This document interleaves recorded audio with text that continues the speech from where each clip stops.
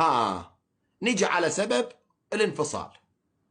سبب الانفصال مثل ما انت تفضلت وقلت انه انا عفته لان هو متزوج، وعفته لان هو صعد ويا مدري منو.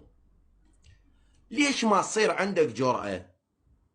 ليش ما تصير عندك جرأة وتطلع قدام العالم وتقول سبب الانفصال انه انا رحت لمصر ونشرت ورد، ومن نشرت الورد اتصل بي حسام وقال لي يابا امسح الورد، وانا قلت له انت ما تخصني ما امسح الورد، وانا احب هالرجال. ليش ما تقول هذا الكلام؟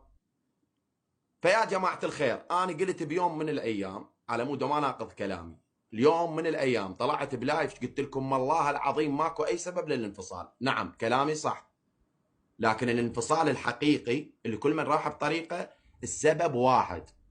وكذلك اتمنى يقول كذب، هذا اتمنى. اني ليش اتمنى؟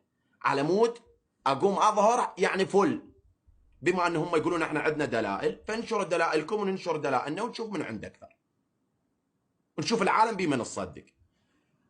السبب انه انا اتصلت بالداعم وقلت له بعد لا تدعم، هذا السبب الرئيسي للانفصال.